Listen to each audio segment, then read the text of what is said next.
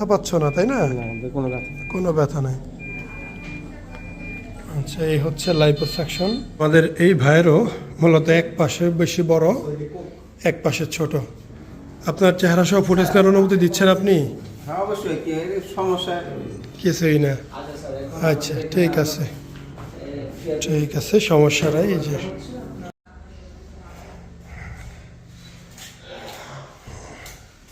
গেঞ্জিটা খুলে আমার হাতে দিয়ে দেন, আমাকে দিয়ে দেন।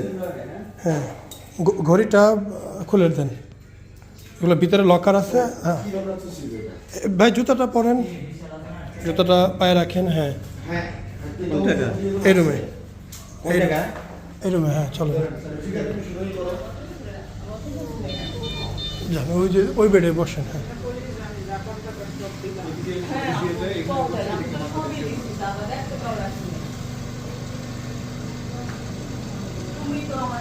আমাদের প্রথম কাজ হচ্ছে আমরা এই বুকটাকে ওয়াশ করব, করে এখানে অবশ করার ইনজেকশন দিব।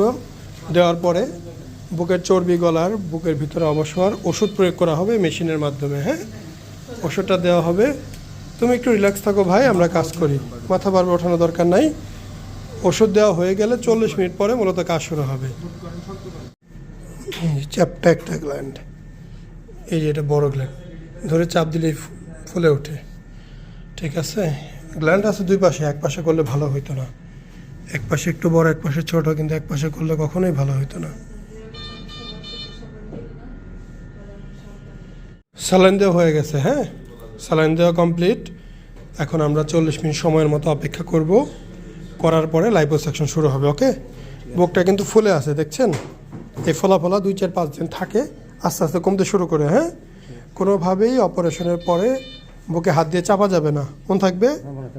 হ্যাঁ, এই যে সাইড টেট ফুলে গেছে, এই স্যালাইন পানিগুলো পেশাবের সাথে বেরোবে, লাইপোসাকশন করলে বেরোবে। ওকে ঠিক আছে, এখন রেস্ট করেন 40 মিনিট। 40 মিনিট পরে আমরা কাজ শুরু করবো। হ্যাঁ ঠিক আছে।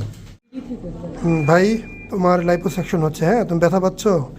আর ব্যথা তো নাই, চাইতেছেন বেস্ট হয়। হুম, সবচেয়ে বেস্ট হয়।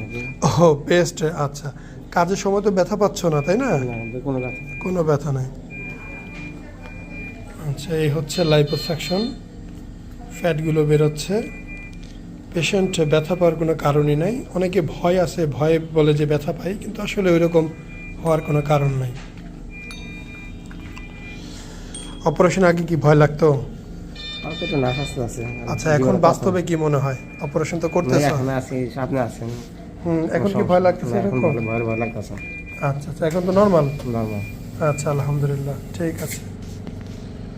কাজ আমাদের কিন্তু খুব মেহনতের। হ্যাঁ, আমরা এতগুলো মানুষ পরিশ্রম করলাম না? আপনি এত কষ্ট করলেন, অনেক আপনি শুয়ে রয়েছেন, কতগুলো টাকা খরচ করলেন না? মেহনতের পয়সা কিছুই না।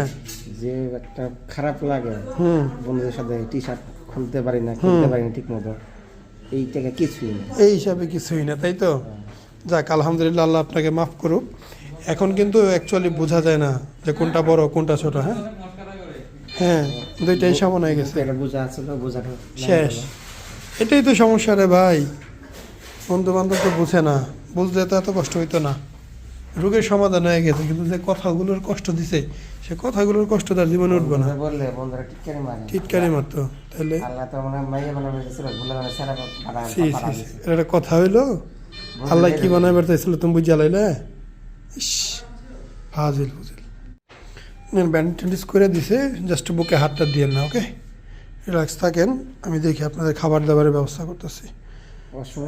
হ্যাঁ, ওয়াশরুমে যাওয়া যাবে, ফ্রেশ হবেন। আমি সবগুলো আচ্ছা আচ্ছা, সমস্যা নাই, ওগুলো আমি ব্যবস্থা করতেছি সব। আমার বাংলা টুরে যাওয়ার অবস্থা, আমি কোমরে বেলটা হচ্ছে কি বাইরে গেলে পড়তে হয়, যে গাড়িতে গেছেন আসছেন এখন পড়বেন, রুমে বসে শুয়ে থাকবেন পড়বেন না। মনে করেন কাজে যাবেন, আপনার তো বড় গাড়ি না, কাজে যাবো না, যাবেন না?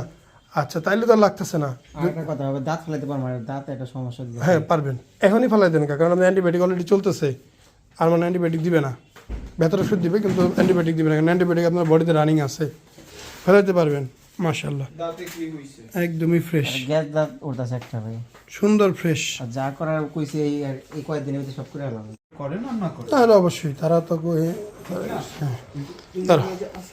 তোমরা এই ওটা বসেন ওটা বসেন মাইয়া তোমরা ওদের ব্রেইন অফিসাররা শুধু আচ্ছা ভাই নামেন, আমি কটা ফটো রাখবো, একটু নামেন। হ্যাঁ, ভিডিও টিডিও যাই করতেছি তাদের অনুমতি সাপেক্ষেই, আবার ভুল কিছু মনে করেন না।